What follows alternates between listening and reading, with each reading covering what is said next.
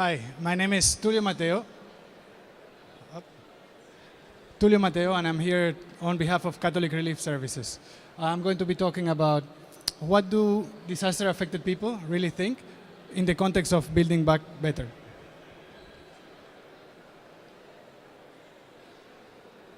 So, as we know,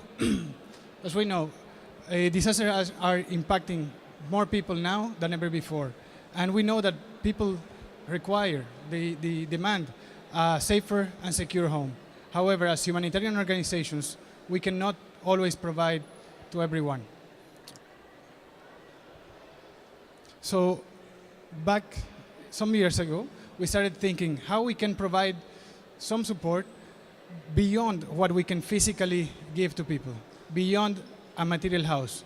So that happened because we were having feedback from our field offices that people that were not receiving our assistance were copying some of the technical practices that we were doing in the field. So they were putting some time and resources of their own to copy. So we decided to learn what was triggering them to take such decisions, because if we got to understand why they were taking those steps, we would be able to do a better program and have a better impact in the community. So we decided to launch a study, a behavior change methodology, to understand what was becoming to them an enabler or a barrier. And we found out that between the 12 determinant factors, there's a ranking. There's different ways that people perceive different. Each one of these factors has a different weight on their, and to influence them to apply some of the technical build back better and hazard-resistant techniques. So as you can see, we have these 12 over here, and they are listed on the level of influence. So cues for action and access are the top two, and policies and regulations are the least important for them to take action. So I want to raise attention that these first five are very linked to the Sendai framework priorities. We need to raise awareness, make people understand the risk.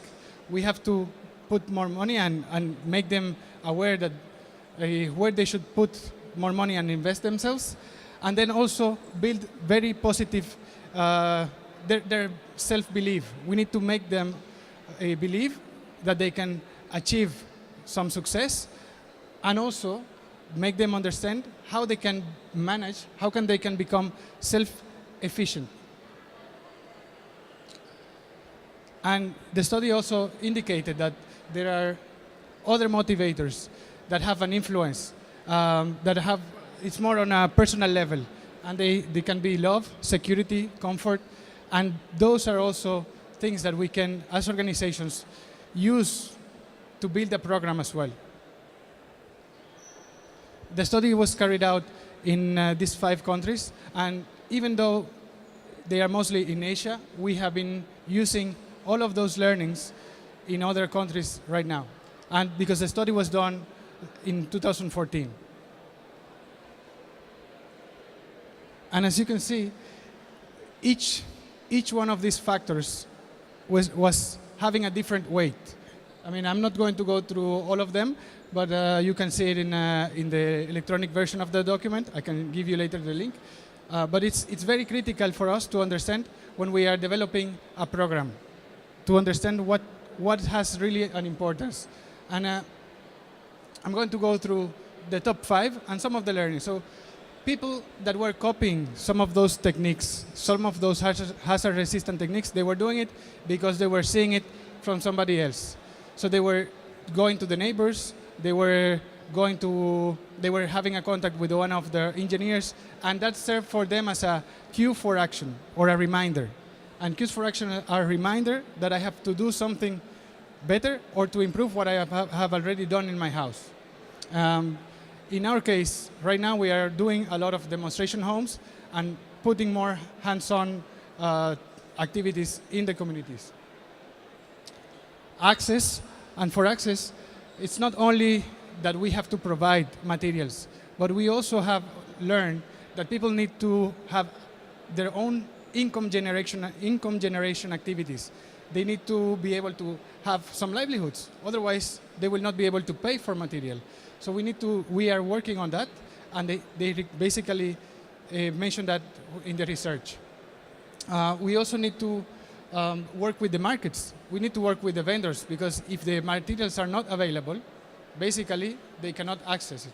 So as humanitarian organizations, we don't only need to focus on the affected people, but also on the affected suppliers. And on top of that, of course, what we usually do is increase the skills. We often have people that are in the affected areas that they claim to be carpenters or they claim to be masons, but they are not. But we need to find a way to train them. And I think in general we do. But I think it's more critical, the fact of working with the markets and the livelihoods. The perceived risks. So very similar to one of the priorities in the Sendai framework.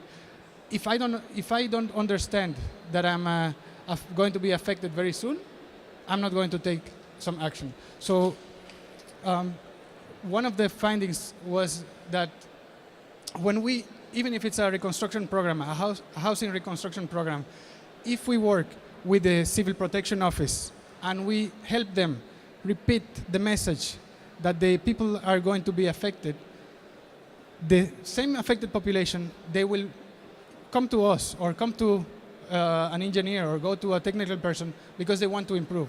So that's a very important thing, that we can work with other stakeholders, even or at a coordination level, to repeat a message that will call for affected population to ask for technical help.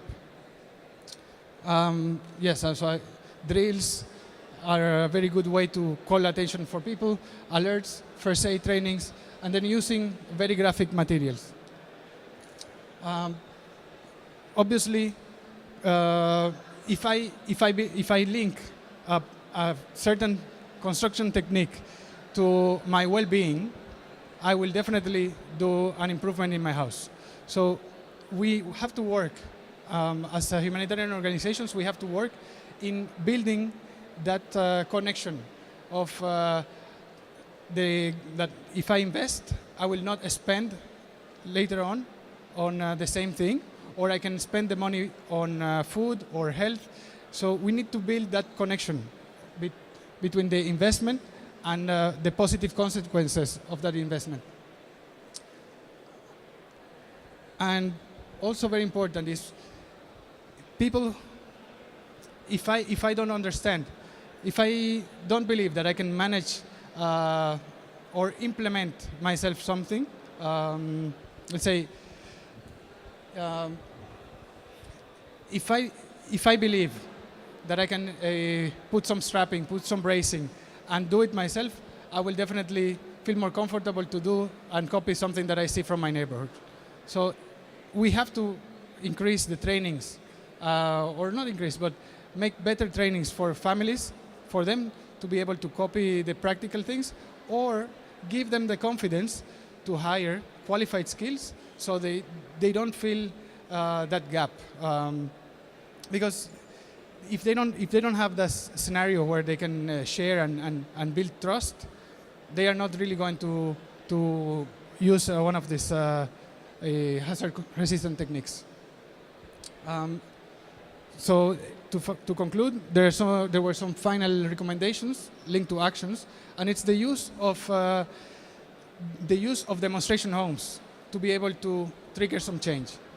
We have to use it as a multiplier, and we have to make ourselves available at the time that other people, maybe not beneficiary from our program, we have to make ourselves available to pass that message.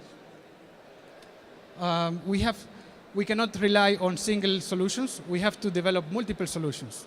So this is a very, very important thing, because the needs are different for every household.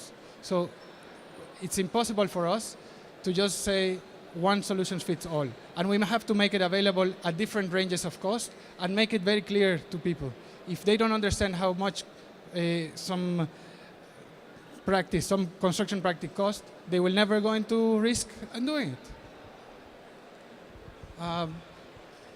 We need to insist and help people be aware of the risk, be aware of what's going to happen for them and the level of damage that it will take.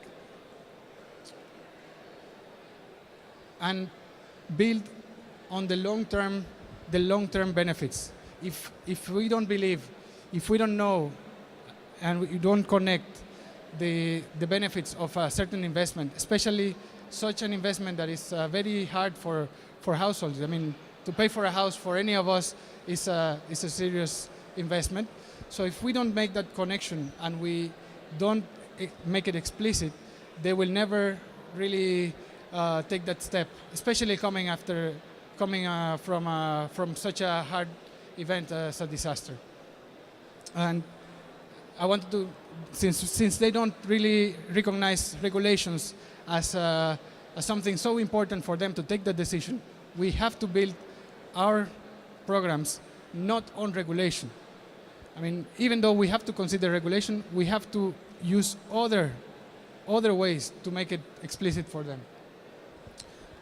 The study included some catalog of techniques from the different countries that the study was carried out.